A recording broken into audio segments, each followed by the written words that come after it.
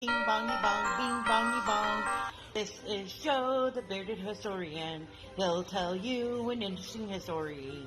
Be careful of his soldiers, they can be brats. This is Angel, she's an entity. She'll cause chaos and plant her hands at you. This is Sue, she likes spirits, not the alcohol. She's the reason this channel exists. This is David, he likes fire trucks. He's here occasionally. Bing bongy bong, bing bongy bong, bing bongy bong. We preserve his story. Welcome to Monday, almost done with January. Looking at ideas. Tomorrow we will celebrate with a little short, our 3-year, that's right, we've been on YouTube 3 years anniversary. So look out for that. This is a video about a museum we tried to see. Unfortunately it's closed, but we still roamed around outside and enjoyed ourselves, so check it out. And of course, as usual, ignore my breathing. Hoping that as we get out more, that will become better, but be patient with me, guys. I'm working on it. In the meantime, here we go. Shout out time. Here's a shout out just for you. You support me, so I support you. This shout out is for our friend. Let's see who it is today. Ready? Alright, let's try this. Oh, hang on. Well then. Alright, hang on a minute. We got Marketplace, we got Gen X, we got She Stole, we got Kenny and Debbie, we got Cheap, we got Tox, we got Lascious, we got Swoop, got Witch, we got Jamaican, we got Jared, we got Alice, we got Hillbilly. Kenny and Debbie are currently in the lead. That's Cruising and Wicked Hawk and Hiking Ontario and She Stole. Embark Nation. Mimi, Cheap, Swoop, Sarah, Derek, Stace, Parks, Makeup, Blippi, M&A, or A&M I should say, Freckled, Uma, Spirit, Right. Oh, everybody's catching up. I have no idea who won. I think it was Uma. Was it Uma? Yep, it was Uma. Hold on. Okay, so we've got Uma right here. And I'm not even going to try this word because I don't know what it is. But vlogs, it looks like daily vlogs and review of something. But very interesting channel, not in English, for those who prefer a language they can understand. But very interesting vlog, and we got some food, and so Uma out, like, share, comment, have a good day. Walk around the train station. And it was even got a couple field guns over there, and another tank. I see that. Oh, awesome! Oh, he's done start with the tank. We'll start with the tanks. Okay, this is an outdoor preview of Tripp Museum. Looks like both buildings are part of the museum, which is interesting. We put it on the map, so we'll come back when they're open. I'll stick a picture of their numbers so we can keep trying to get a hold of them to get in, maybe after Memorial Day. They got an anti-aircraft unit too.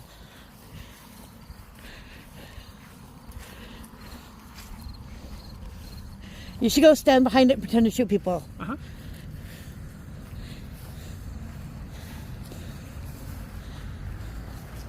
Last use 37mm anti-aircraft gun, quad-barrel, Russian-built. This is captured by the 109th Engineer Group during Operation Desert Storm. Brigadier General Robert Benson, commander. How'd it go, what? It's a dragon. I see the dragon. Delta Dragons. They thought they were special and important. Medium tank, 35 tonner, 105 millimeter main gun and a 50 caliber machine gun, and a 6.72 machine gun mainly used during the Vietnam War. Solid as a rock.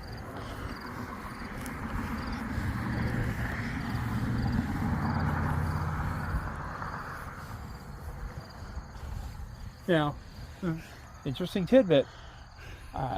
Caterpillar track, even though a lot of people sing the praises of them, they are a bugger if they get uncoupled, which is why if they usually lost it, you could spend upwards of 2 to 3 hours trying to get it reconnected. So don't break it. Don't break it. Got it. First you got the super flywheel here. Because everything else basically just help the wheels roll, but this is what pulled the tank along its way. Big teeth. This is only 50 tons. Like the little basket where they kept the extra fuel. And our baby, the engine, the butt of the tank, which needless to say was usually considered the weak point. They, when they started building the more up-to-date tanks, they had the thing that was called chaparral armor, which basically, if it would get hit, it would explode out, but it would keep the rest of the tank intact. Fun little history thing. Veterans Memorial. Where?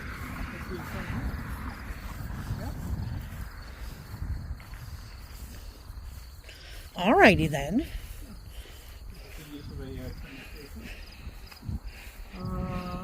Corey W. Brooks, Company A, 153rd Engineer Battalion, died in Iraq, 2004. Hello, butterfly.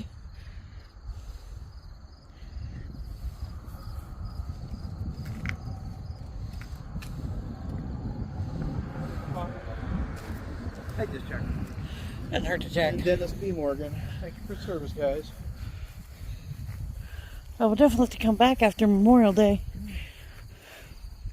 Some of the bricks that hands on them, Coleman. Interesting.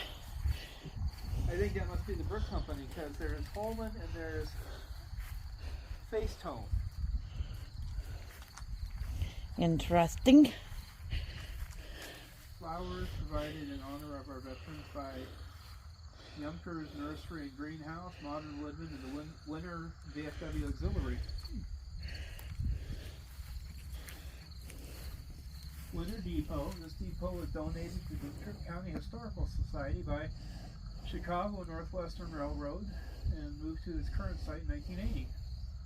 It serves as a link to the outside world for the homesteaders to receive and distribute livestock, crops, lumber, clothes, food, coal, and people. I'm gonna receive people. Yeah? Look for the passenger cars.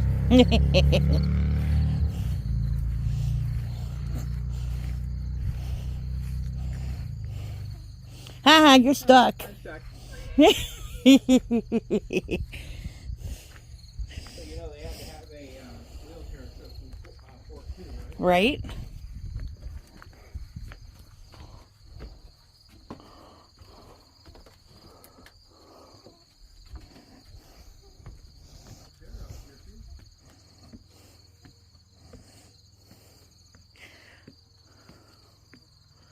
There's 2 churches down there. One of them's Lakeside. I just don't know if it's the brown one or the white one. The white one I'm thinking is no longer in use.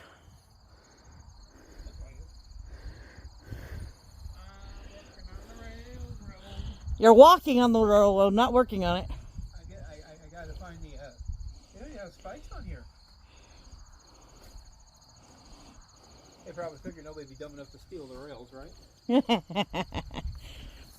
Those things are heavy, though. They usually took a crew of 8 to 12 people to haul one rail over. And they didn't want to be the unfortunate person still hanging on to it when they let go. Ding. Why do they call you Lefty? Flowers for the girl. I see that. I'll take a picture so she can scan it. Might have to get closer up or off. I don't know how close you have to be for her scanning thing to work. It just with two buildings and 3 signs. I don't understand why it's not on Google. Yeah. Google. You blew it. You Googled it. Property of the South Dakota National Guard Museum. Ah. Interesting. Pierre. Pierre. Pierre. Now, if we want that billboard,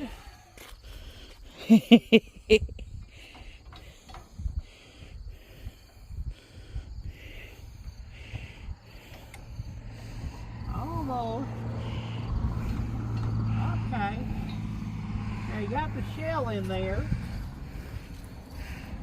I'm not sure we're doing this just right.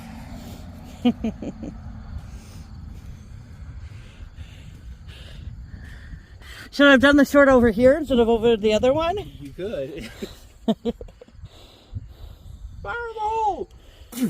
Because yeah, that's where you throw the round in, and you close off the breech.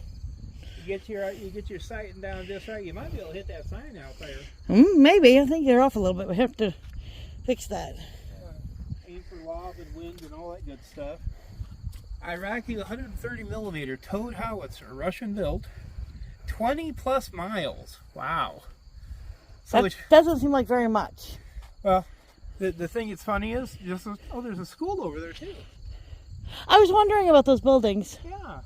I wonder if one or some of them are included in the museum. I bet they are. Kind of like the dowels. Yeah. But interesting item on this, you think 20 miles plus. You might think it's not distant, but this puppy here at max range, you fired at Colombe and went over the town by 10 miles. I guess I was thinking it meant that they had towed it 20 miles. No. Damn it. And again, captured by the 109th. Now, our other baby over here.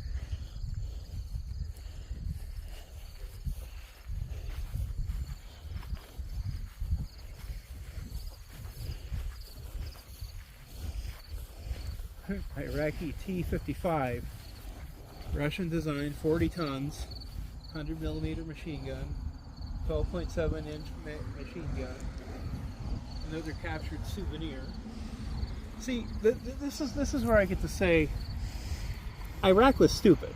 Okay, a tank's primary method and importance is the ability to move. Okay, Saddam Hussein, in his brilliance, decided that we're going to roll these into a position, cover them with sand, and drop the drivetrain. You built a pillbox. The big old paperweight. Yeah. Now, here's where we get to laugh and giggle, because we have a certain thing called an A-10 Thunderbolt II, nicknamed Tank Smasher. These things lit up like a 4th of July party when we would come through, because all this, you're not going to fire a barrel at a plane. No, that's just dumb. And we didn't have to get near them to fire on them. This thing was a sitting target. And so, yeah, you could put up a whole line of these things. You could put 20 of them in a line. Guess what? That A-10 comes through here like this. Every one of those tanks is going to be burning. And fun. Yeah. So, I'm kind of glad that they got... Well, actually, this one's got a hole in it. It does have a hole in it. A small hole. Out there, too. Two holes. That's from driving? Or could be. But could be for transportation. You, I don't know. Second there, I thought you could take and pull up on it, but... I think they welded it shut right here. Weld. Okay.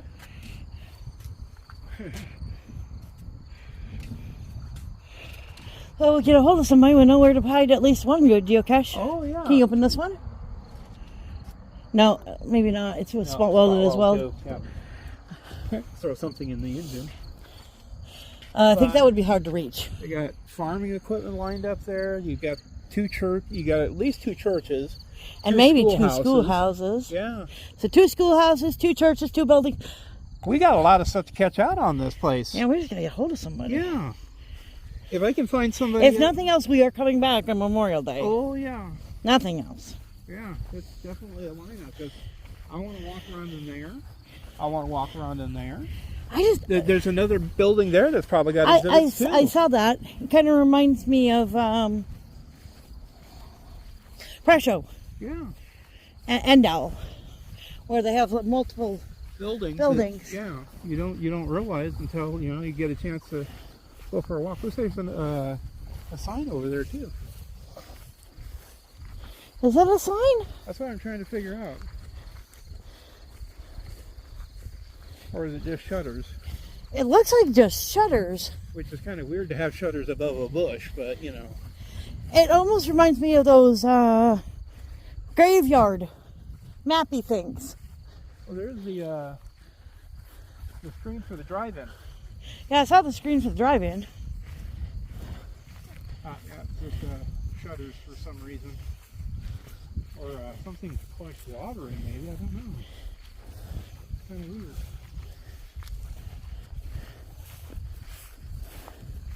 If you had to look at the front. Is it twinkling again? Yep.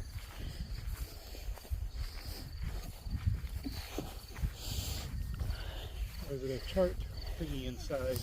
That's what I'm wondering. A couple more old farm equipments. Yeah. It's got something, and there's a placard there too, but I can't read it. Want to try zooming in? I'll pull the camera up because it shut down.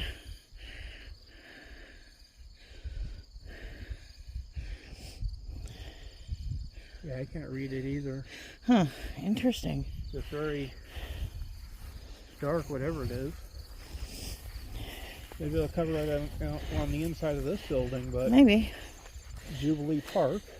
Should we peek at the back? We'll peek at the back. I got a bell. Their windmill has lost its blades. I see that. Got a little breezy.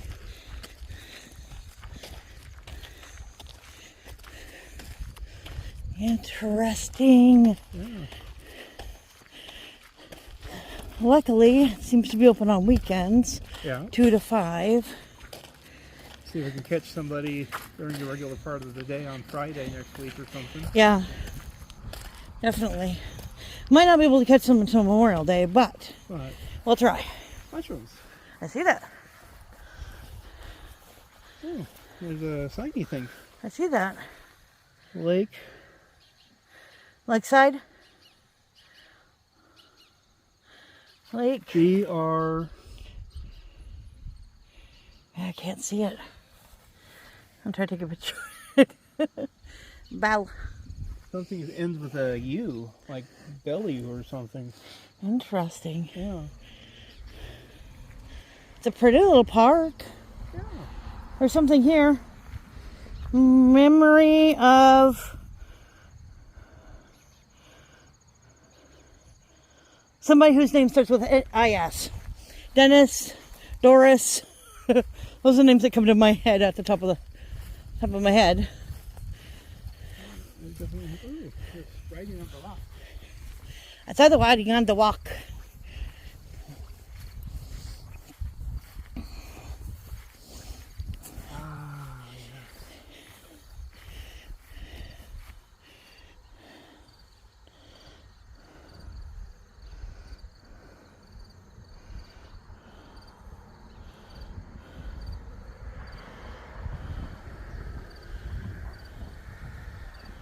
Oh, it's the story of Tripp. Yeah? I was like, what?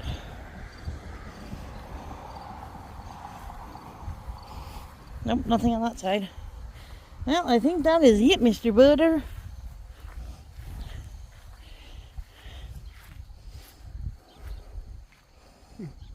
Lamoureux was selected to be the county seat.